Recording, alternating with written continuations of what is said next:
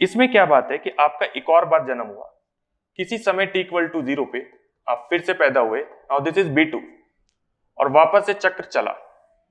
इस बार भी आप पढ़े लिखे, शादी हुई, बच्चे हुए, और फिर आपकी मृत्यु हो गई, दैट इज D2।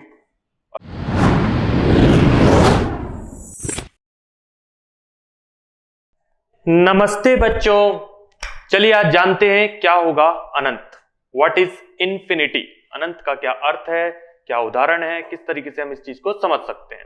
तो पहले तो आप 2 मिनट पॉज लेके सोचिए कि क्या होता है अनंत, और हमें बताइए क्या लगता है कि आपको what is the meaning of infinity, infinite क्या है।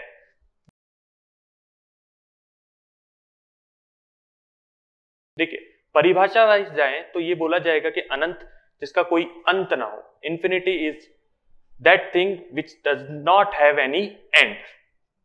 पर करेक्ट वे में इसको देखिए किस तरीके से समझा जा सकता है। अनंत उस वस्तु को कहा जाएगा, उस भौतिक राशि को कहा जाएगा जिसका कोई ना कोई अंत तो जरूर है, परंतु वो हमें अभी नहीं पता है। उसका अंत है, एंड है, पर अभी हमारे पास वो रिसोर्सेज नहीं है, वो टेक्नोलॉजी नहीं है कि हम उस अंत को जान पाए कि वो आखिरकार क्या है।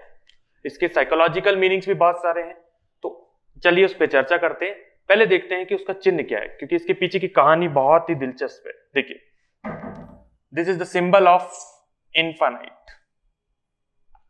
अगर आप इसको देखेंगे तो एक चक्र की तरह है, जो चक्र कभी खत्म नहीं होता। देखिए, अगर हम इस पे चलेंगे तो नेवर एंडिंग लूप है कि ये हमेशा चलता रहेगा, और definition wise which does not have any and. But इसके अंदर क्या बात है कि अंत है, अंत हमें आज बस पता नहीं है, उस चीज को हम अनंत कहेंगे। जैसे उदाहरण लेते हैं कि आसमान में कितने तारे, तो उत्तर आएगा कि सर अनंत तारे। परंतु अनंत उस चीज को ही कहा गया है कि हमने गिने क्या हमने उसको काउंट करा, क्या हमारे पास क्या उसका कोई सॉलिड नंबर है क्या? नहीं, वो चीज हमें आज बस पता नहीं है। हो सकता है कि कल उस टेक्नोलॉजी का यूज करते हुए हम उसको काउंट कर पाए और उस नंबर को लिख पाए, तो उसी दिन वो चीज अनंत से बाहर हो जाएगी, वो अनंत नहीं रहेगी। इसमें एक थ्योरी है, जैसे कि आप सब जानते हैं कि जीवन एक चक्र है, लाइफ इज अ सर्कल। अगर हम सर्कल को इमेजिन करते हैं तो वो सर्कल कुछ इस तरीके से हम हमेशा अपने दिमाग के अंदर लेके आएंगे कि सर्कल सर कुछ इस टाइप से होगा, which does not have any end, that's a circle. तो this is a circle of life. जीवन चक्र है। पहली बार जब पढ़ा गया, समझा गया, तो चक्र कुछ इस प्रकार से लगा, परंतु ऐसा नहीं है। जीवन का चक्र कुछ इस हिसाब से नहीं है जिस हिसाब से हमने इसको सोचा है। ये जो चक्र है वो कुछ इस टाइप का है जो आपको यहां पर दिख रहा है, जो अनंत का चिन्ह है। देखिए, चक्र भी वह चीज जिसका कोई अंत ना हो, नेवर एंडिंग लूप है। तो जीवन चक्र ये है।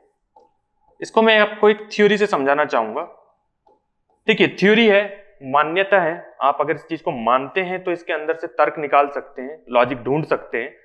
अगर मानेंगे ही नहीं तो बस कहानी है। तो यदि जीवन चक्र कुछ इस टाइप से है, अनंत के चिन्ह के जैसा, इनफाइनाइट सिंबल, तो जीवन में 2 स्टेज हैं जो कि निश्चित रूप से हैं। एक है जन्म और एक है मृत्यु। मृत्यु क्या है? जीवन का सबसे बड़ा सच मृत्यु है। तो यदि कोई भी चीज पैदा हुई है तो निश्चित रूप से वो मरेगी, ठीक है। तो सेम ह्यूमन पे भी लगता है कि अगर हमारा जन्म हुआ है तो मृत्यु निश्चित है। तो हम मानते हैं कि ये हमारा पहला जन्म है, फर्स्ट बर्थ, और बर्थ को लिखते ही हम लिख देते हैं कि दिस इज t=0। क्यों? क्योंकि यही जीवन काल चालू होगा। अब कोई व्यक्ति 60 वर्ष जिया तो t=0 से लेकर 60 साल की उम्र तक वो जीवित रहा और अपने जीवन को उसने जीना चालू करा।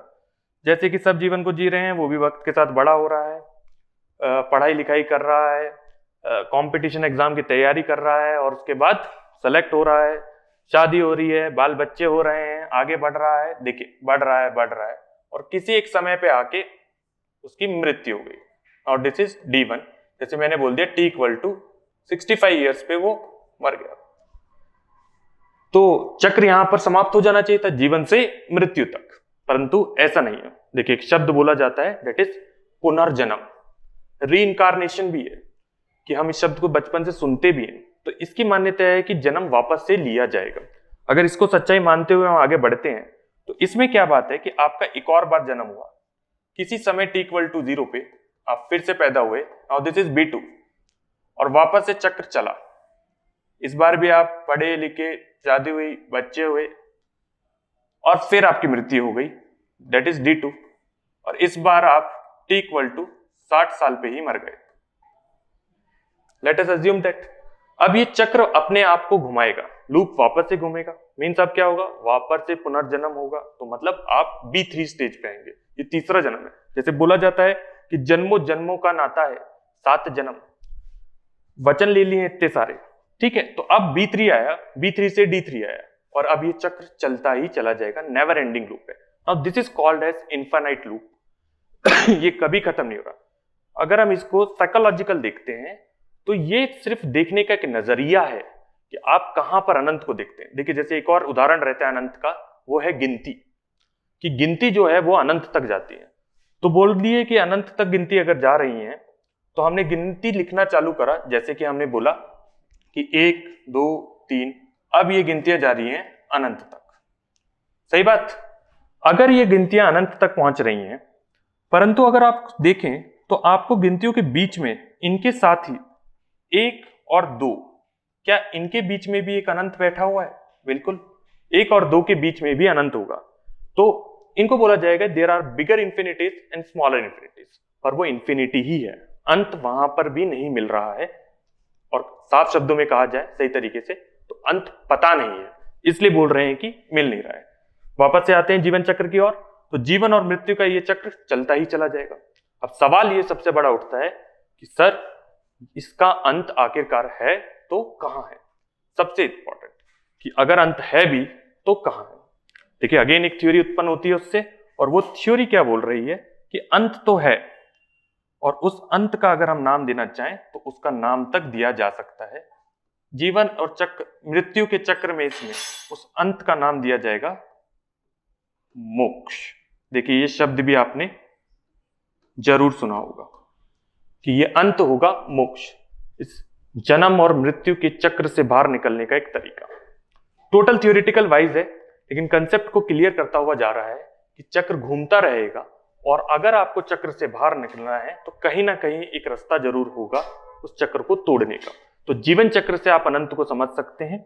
अब देखिए जैसे अगर भौतिक विज्ञान में आते तो आपको भी पता है कि 1/0 अनंत हो जाएगा, 1090 डिग्री आपको इन्फानाइट ले जाएगी। तो ये हो गया आपका गणित, कि गणित ये बात कर रहा है। तो इन चीजों को समझने के लिए ये कहानी आपके लिए ऐसी होगी जो जीवन भर आपको ये याद रखवाएगी कि अनंत का आखिरकार अर्थ क्या है, सोचने का एक ऐसा तरीका उत्पन्न करेगी कि अंत निश्चित है, अंत पक्का है, परंतु हमें आज नहीं पता। उस अंत की खोज ही है जो हमको अपने ज्ञान को बढ़ाना है, लगातार परिश्रम करना है, ताकि हम उस अंत तक पहुंच सके, देख सकें कि आखिरकार वहां पर क्या है। अगर आपको ये वीडियो अच्छा लगा हो तो लाइक, शेयर एंड सब्सक्राइब, और ऐसे ही अच्छे अच्छे चीजों को जानने के लिए मिलते रहिए। चलिए टाटा बाय बाय, नमस्ते बच्चों।